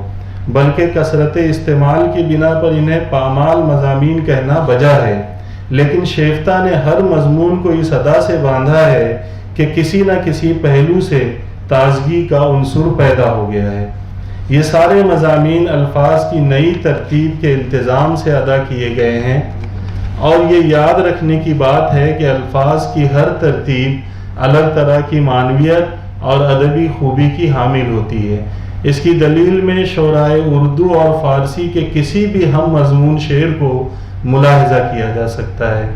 سر دست یہ اشارہ کر دینا کافی ہے کہ شیفتہ کا مصرع دیت رندوں کی کیسی خوں بہا کیا اور دیت رندوں کی کیسی خوں بہا کیا اور غالب کا مصرع شہیدان نگہ کا خوں بہا کیا سے میرا مدعا واضح ہو جاتا ہے۔ شیفتہ کے کلام سے چند مضمون آخری اشعار ملاحظہ کیجیے۔ لطف قاتل میں تعامل نہیں پر کیا کیجے، سر شوریدہ میرا قابل فتراک نہیں، آنکھوں میں پھر گیا میری وہ رقص جان نواز، ہاروت مجھ سے زہرہ کا مت کر بیان رقص، جان کھونی ہو جسے مد نظر مثل حباب، وہی مشتاق فنا چشم کو تر کرتا ہے، تمہارے جلوے سے از بس کے کھل گئی قلعی، مثال ماہ ہوا شرمسار آئینہ، پری کو شیشے میں بےتاب جس نے دیکھا ہو، ہوا وہ دیکھ کے یوں بے قرار آئینہ، واہ تیرا جلوہ حیرت ادا، آئینہ عشاق کی تصویر ہے۔ شیفتہ کے کلام میں مضمون پر مضمون بنانے کے ساتھ ساتھ معنی آفرینی بھی پائی جاتی ہے۔ ان کے کلام میں معنی آفرینی کا عمل نئی تراکیب الفاظ، روزمرہ اور محاورے کے وسیلے سے پورا ہوتا ہے۔ تاقید معنوی بھی معنی آفرینی کا سبب ہوتی ہے، کیونکہ عبارت میں تاقید کا ہونا عبارت کی ایک نئی ترتیب کے مترادف ہے، اور ہر ترتیب الگ طرح کی معنوی اور ادبی خوبی لیے ہوئے ہوتی ہے۔ چونکہ شیفتہ کو انداز صاف زیادہ مرغوب ہے، اس لیے ان کے کلام میں تاقید کے ذریعے معنی آفرینی کی کوشش نظر نہیں آتی۔ فرش رہ ہیں دل افگار تیرے کوچے میں، خاک ہو رونق گلزار تیرے کوچے میں۔ فرش رہ کی ترکیب میر نے بھی استعمال کی ہے۔ شیفتہ کے مذکورہ شعر کا مصرع اولا میر کے درج ذیل مصرع سے تقریباً متحد الخیال ہے۔ میر کا مصرع ہے، جانے ہیں فرش رہ تیری مت حال حال چل۔ خاک ہو کے فقرے سے شیفتہ کے کلام میں معنی کا امکان بڑھ گیا ہے، یعنی دوسرے مصرے کا ایک مطلب تو یہ ہوا کہ تیرے کوچے میں گلزار جیسی رونق ہے، وہ خاک ہو جائے، مٹی میں مل جائے۔ دوسرے یہ کہ جب تیرے کوچے میں دل افگار بکھرے پڑے ہیں اور سارا کوچہ لالازار ہوا ہے، تو گلزار کی رونق کیا حیثیت رکھتی ہے، یعنی کیا خاک ہو رونق گلزار۔ تیسرے ممکنہ معنی یہ ہیں کہ تیرے کوچے میں دل افگار فرش رہ نہ ہوتے تو گلزار کی رونق ہوتی، یعنی کوچے گلزار تو ہے لیکن دل فگاروں کے انجام سے وہ بجھ گیا ہے اور اس کی رونق ختم ہو گئی ہے۔ شیفتہ نامانوس الفاظ اور نئی تراکیب کا استعمال اس طرح کرتے ہیں کہ ان میں اجنبیت نہیں رہ جاتی۔ نامانوس کو مانوس بنانے کے ساتھ ساتھ وہ کلام میں تازگی بھی پیدا کرتے ہیں، بلکہ ان کے بعض اشعار کی تازگی اور ندرت کا انحصار ان کی اسی شعوری کوشش پر ہے۔ مثال کے طور پر، تمام علت درماندگی ہے قلت شوق، تپش ہوئی پرے پرواز مرغ جاں کے لیے، قفس میں کرتی ہے تحریک بال جنبانی، نوائے دلکشے مرغان شاخسار مجھے۔ شیفتہ کے کلام میں فارسی تراکیب کے حوالے سے یہ بات عرض کرنا بھی ضروری ہے کہ شیفتہ تراکیب کا استعمال اور اس میں ایسی جدت پیدا نہیں کر پاتے جسے لفظ خوش سے تعبیر کر سکے۔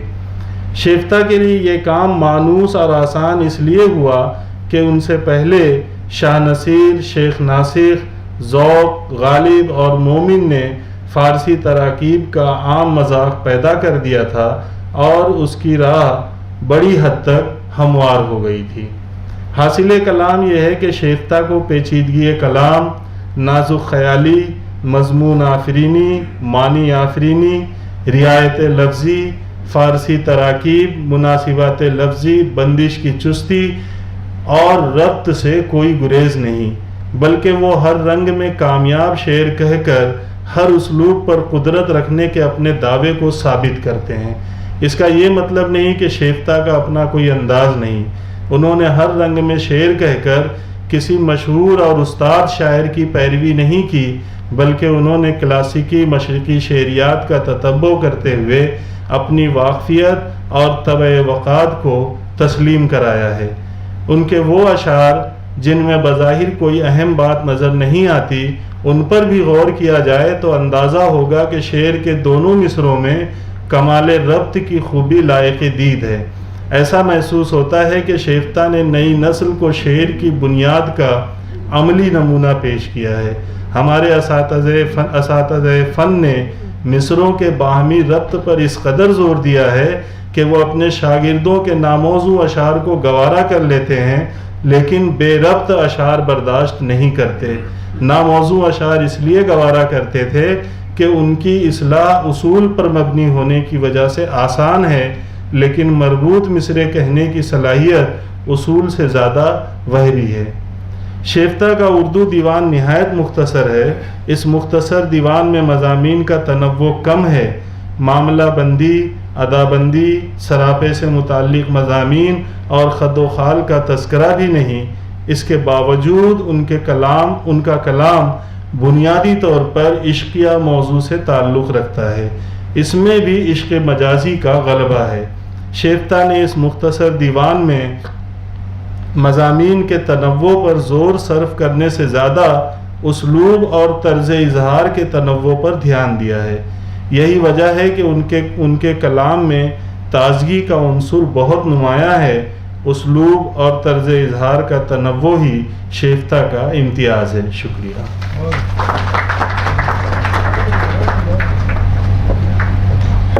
بے حد شکریہ۔ یہ تھے ہمارے آخری مقالہ نگار۔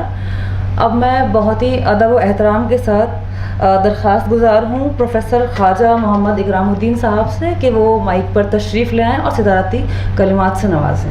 سیمینار کے آخری مقالہ نگار، سیمینار کے یہ اچھی بات ہے نا کہ ہمارے اساتذہ جو ہیں ہماری اصلاح بھی کرتے رہتے ہیں۔ بے حد شکریہ سر۔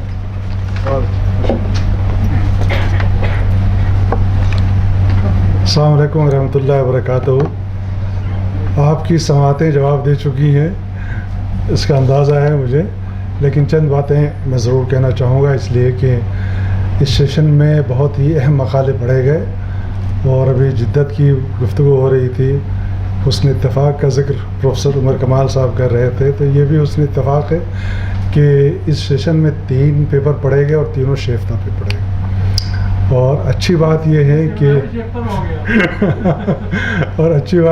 کہ ایک فارسی شاعری پہ، ایک اردو شاعری پہ اور ایک ان کی تنقید کے حوالے سے بہت ہی خوبصورت، بہت ہی اچھی گفتگو ہوئی۔ اور میں ظاہر ہے ہمارے معاصرین ہیں، ہمارے دوست ہیں، احباب ہیں، فیاض صاحب ہمارے سینئر ہیں، تو ان تینوں کو میں مبارکباد پیش کرتا ہوں۔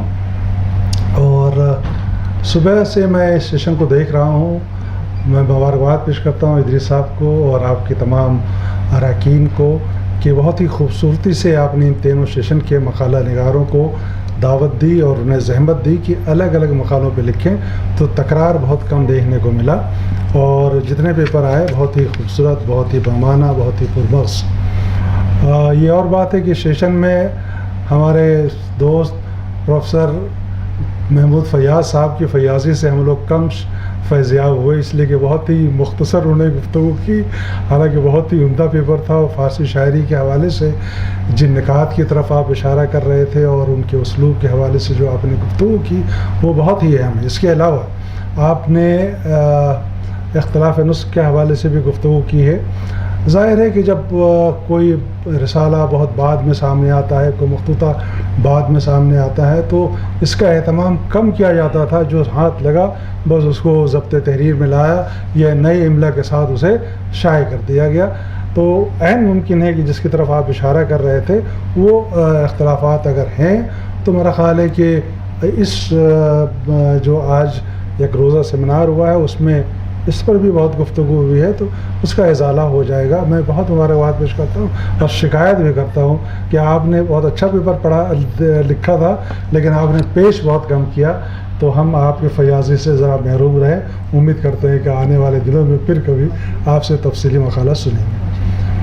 اس سے پہلے کہ میں اپنے دوست پروفیسر احمد محفوظ صاحب کے مقالے پہ، ان کی گفتگو پہ، ان کی شگفتہ بیانی پہ اور ان کے پرمغز گفتگو پہ کچھ گفتگو کروں، مقیم صاحب کے حوالے سے بات کرنا چاہتا ہوں. شیفتہ کی اردو غزل پہ پورے دن بہت کم گفتگو ہوئی اور یہ اچھا ہوا کہ آپ نے بہت خوبصورتی سے اور بہت تفصیل سے، اور اتفاق ہے کہ سفینہ صاحبہ یہاں موجود تھیں، بہت ہی رحم دل کہ انہوں نے وقت نہیں دیکھا آپ کو پڑھنے دیا. تو اس طرح سے آپ نے اپنی پوری بات کہہ دی اور کوشش یہ کی کہ سادہ گوئی اور وہ کہہ لیں جدت اور تنوع جو ان کے وہاں ہے اس کو پیش کر سکیں. حالانکہ دیکھیے اگر آپ غور کریں تو یہ ایک عہد ہے جس میں ہم شیفتہ کی بات کر رہے ہیں، صہبائی کی بات کر رہے ہیں، آزردہ کی بات کر رہے ہیں، مومن غالب کی بھی گفتگو ہوئی. یہ ایک ایسا عہد ہے جو دو راہے پہ کھڑا ہے. یعنی یہاں سے بہت سے اقدار کو ہم خدا حافظ کہنے والے تھے، بہت سی تہذیبی چیزوں سے ہم محروم ہونے والے تھے اور نئی چیزوں کا استقبال بھی کر رہے تھے. ان میں ادبی روایات بھی تھی، تنقید کی بھی روایات تھی، شعری روایات بھی تھی، یہ تمام چیزیں. تو حتمی طور پر یہ کہہ دینا کہ سادہ گوئی ان کے کلام میں ہے، آپ نے ثابت تو کیا ہے ضرور، لیکن ذرا تکلف ہوتا ہے ماننے میں، اس لیے کہ خود جو ان کے استاد تھے مومن، ان کے وہاں بھی اگر اشعار آپ پڑھیں، چاہے وہ معاملہ بندی کا ہو یا معاملات عشق کا ہو یا کیفیات عشق کا ہو یا براہ راست تخاطب کا ہو یا مکالمے کا ہو کہ کبھی تجھ میں ہم میں، پڑھو ذرا شعر، کبھی تم میں ہم میں قرار. سب کو یاد ہے، مجھے بھی یاد ہے، لیکن میں سوچتا تھا کہ آپ لوگ تھوڑا دہرا لیں اس کو. تو یہ یاد ہے تو اچھی بات ہے. تو یہ بہت عمدہ پیپر تھا آپ کا، اور میرا خیال ہے کہ اگر اس میں دیگر شعراء کے بعد میں اگر اس کو باضابطہ ریسرچ پیپر بنائیں، چونکہ ہم سب نئی، آپ سب نئی نسل کے لوگ ہیں، کہ اگر اس میں کچھ اور شعراء کی مثالیں شامل کر کے اس پورے عہد کو شامل کریں کہ کس طرح شاعری جو ہے مشکل پسندی سے واقعی کیا سادہ گوئی کی طرف جا رہی تھی، حالانکہ سادہ گوئی کی تحریک تو باضابطہ ہمارے وہاں ہے، پڑھتے ہیں پڑھاتے ہیں، کیا وہ سادہ گوئی کی تحریک ہے بھی یا نہیں ہے، بہت پہلے کی بات ہے، دور اول کی بات ہے نا، جب ترک ایہام کے بعد ہم سادہ گوئی کی طرف آتے ہیں. لیکن مجموعی طور پر جس سنجیدگی سے، جس خوبصورتی سے اور جس اعتماد سے مقیم صاحب آپ نے پیپر پڑھا، میں مبارکباد پیش کرتا ہوں. بہت شکریہ. احمد محفوظ صاحب کے بارے میں سب جانتے ہیں، جس محفل میں ہوتے ہیں اور رونق ہوتی ہے اس مجلس کا استناد ہے ان کا موجود ہونا. تو آج کی بھی گفتگو اسی استناد کے ساتھ آپ نے کی اور اسی اعتماد کے ساتھ کی، اور یقیناً یہ وہ اساتذہ ہیں جن کو آپ نئی نسل کے لوگ خاص طور پر دیکھنا چاہیے کہ کس طرح سے اپنی باتوں کو کہتے ہیں اور کس طرح سے اپنی بات کو بہت آسانی سے لوگوں تک پہنچاتے ہیں. لیکن میں کچھ گفتگو کرنا چاہوں گا تنقید کے حوالے سے. جو آپ نے ایک بات کہی گلشن بخار کا جو تنقیدی شعور ہے، اچھا جس طرح اب دیکھیے یہ کیا ہے گلشن بخار، یہ بھی انتخابات ہے، اور محفوظ صاحب نے بھی انتخابات پیش کیے، اقتباسات کیے، خوبصورت انتخاب. اب یہ انتخاب کبھی آپ کو رسوا بھی کرتا ہے اور کبھی بہت سرخرو بھی کرتا ہے. بہت ہی خوبصورت انتخابات آپ نے پیش کیے. لیکن ایک بات ہے، مجموعی طور پر اگر آپ دیکھیے کہ ہمارا جو تنقیدی شعور ہے تذکروں کے عہد کا یا اس عہد تک، یعنی حال ہی سے پہلے کے عہد تک، تو آپ کو کیا نظر آئے؟ جن اقتباسات کے تراجم انہوں نے پیش کیے اس کو سامنے رکھیے. میں آپ لوگوں کے لیے نئی بحث ہے کہ میں ان کے پیپر پہ کچھ نہیں کہہ رہا، لیکن آپ طالب علموں سے یہ کہنا چاہتا ہوں کہ محمد حسین آزاد کی کتاب، کون سی کتاب؟ اب سامنے رکھیے اور غالب کے بارے میں کیا کہا گیا، کس انداز میں اور کس گلفشانی کے ساتھ گفتگو کی گئی ہے. ترجمہ بھی اسی ابوالکلامی نثر میں تھا، ہے نا، اور یہ بڑا خوبصورت ہے. تو یہ تذکروں میں جو بات کہنے کا جو رواج ہے وہ یہی ہے کہ بہت محدود ان کے پیمانے تھے. اچھا پیمانہ میں کیوں کہہ رہا ہوں؟ اس لیے کہ دیکھیے ہم تو اتفاق سے یہ بات کہہ رہے، پہلے سیشن میں قاسمی صاحب نے بہت طویل گفتگو کی، بڑا اچھا لگا کہ ٹھیک ہے فارسی سے عربی سے ہمارا رشتہ جڑتا ہے اور وہاں سے تنقیدی شعور کی بات ہم کرتے ہیں، لیکن عربی کی جب بات کرتے ہیں تو آخر میں یہی بات کہہ کے ختم ہوتا ہے کہ اللفظ والمعنی فہذا هو الحد، یہی کہ لفظ اور معنی کے رشتے پہ بات کر کے اور کہتے ہیں کہ یہی تنقید ہے، چونکہ اس کا اطلاق جو ہے فصاحت اور بلاغت پہ ہوتا ہے. اچھا اب اردو کی بات کریں تو تذکروں سے ہم بات شروع کرتے ہیں، لیکن تذکروں سے بہت پہلے ہمیں اور پہلے جانا چاہیے. 17ویں صدی میں جب یہ کہتے ہیں کہ بھلا ہے جو یک شعر ہے نا، وہ پورا در شہر شعر گوید کے عنوان سے اب سب طالب علموں کو میں نے پڑھایا ہے، آپ نے پڑھایا خوب، کہ اس میں جتنے نکات پیش کیے گئے ہیں ربط کلام کے حوالے سے، تسلسل کے حوالے سے، ندرت کے حوالے سے، جدت کے حوالے سے اور لفظوں کے انتخاب کے حوالے سے، اس کے بعد تذکروں کی ایک طویل فہرست ہے، ان کو آپ اٹھائیے. اس کے بعد آپ یہ دیکھیے گا کہ ان تذکروں میں یا تو زور بیان کی بات ہوگی، اچھا، یا رنگینی بیان کی بات ہوگی، نزاکت خیال کی بات ہوگی. اچھا فارسی میں بھی تقریباً یہی تمام چیزیں ہیں. اب اگر فارسی کا میں ایک شعر آپ کو سناتا ہوں، آپ یہ دیکھیے پوری اردو تنقید جو آپ یہ کہتے ہیں کہ مانوی ربط کے حوالے سے یا یہ کہیے کہ نزاکت خیال کے حوالے، بتاں شکستہ دلم الحذر ذکین ماں، یہ فارسی کا شعر. اب اس میں نزاکت خیالی یہ دیکھیے، مومن کے دیکھیے یا پورے اردو شاعری کے دیکھیے کہ بتاں شکستہ دلم الحذر ذکین ماں، کہ شیشہ، اب جیسا محفوظ صاحب نے کہا سبق ہندی والے ہیں تو شیشے نہیں پڑھیں گے، شیشہ پڑھیں گے، کہ شیشہ ریزہ شدہ استخوان سینہ ماں، کزا شکستہ دلم خوش تہم مریدارم، کہ پائے کس نہ خراشت ز آبگین ماں. یعنی اتنا خوبصورت شعر ہے ناز و خیالی کے حوالے سے کہ میرا دل ٹوٹ گیا ہے اور بکھر گیا ہے.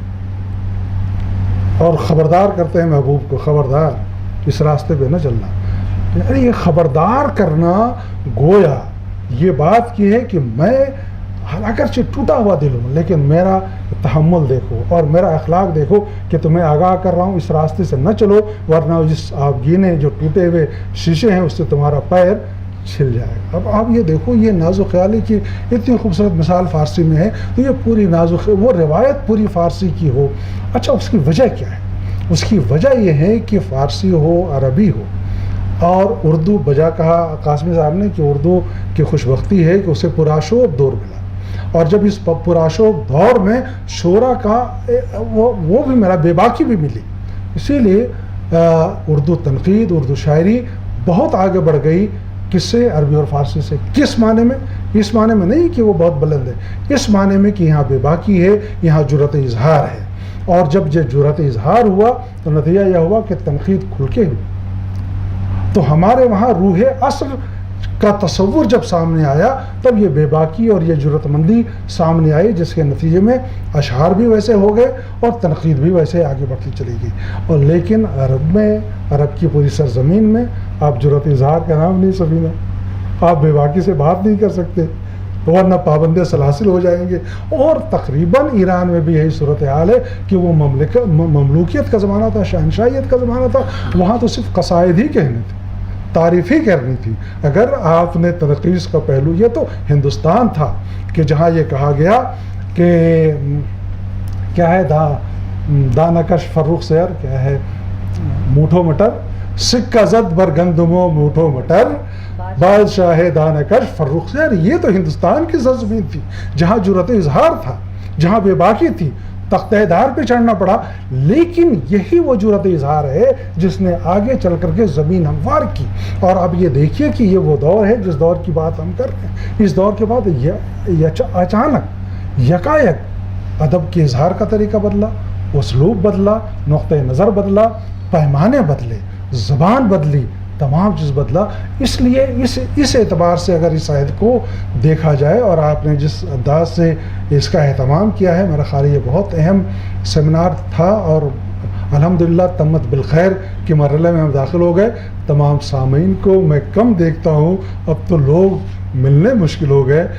ہم اپنے طالب علموں کو جن کو پہچانتا ہوں ان کو بھی، جن کو نہیں پہچانتا ہوں اساتذہ بھی یہاں بیٹھے ہیں، سب کو مبارکباد پیش کرتا ہوں کہ آج کے وقت میں جب بے وقتی کے ہم شکار ہیں، کم وقتی کے شکار ہیں کہ وقت نہیں ہے کسی کے پاس، لیکن صبح سے شام تک آپ اپنی ادبی روایات کو جاننے کے لیے یہاں بیٹھے ہیں، تو آپ زیادہ قابل مبارکباد ہیں.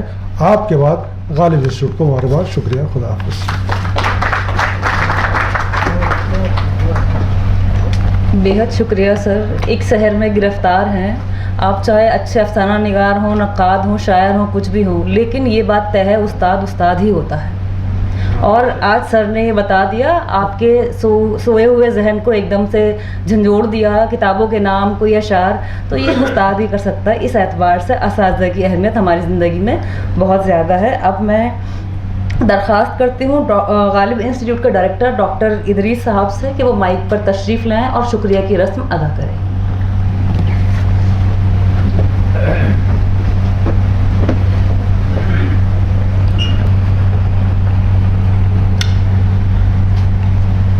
काबिल सद एहतराम डॉक्टर महमूद फ़ैयाज़ हाशमी साहब, ख्वाजा मोहम्मद इकरामुद्दीन साहब, प्रोफेसर अहमद महफूज साहब, उमर कमालुद्दीन साहब, वाहिद नज़ीर साहब और मुअज़्ज़ज़ हाज़रीन, गालिब इंस्टीट्यूट के ज़ेर एहतमाम इससे क़ब्ल गालिब के दीगर मासरीन पर भी सेमिनार मुनक़्क़िद किए जा चुके हैं, जिनमें ज़ौक़, मोमिन, बहादुर शाह ज़फ़र, दाग और जो बाकी जो और हम असर रह गए हैं उन पे भी इंशाअल्लाह आइंदा कोशिश करेंगे कि उन पे भी सेमिनार मुनक़्क़िद किए जाएँ.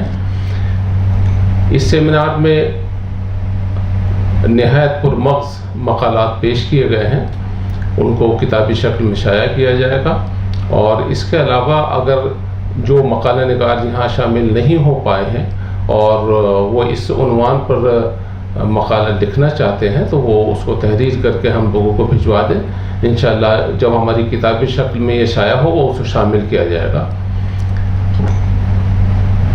मैं बहुत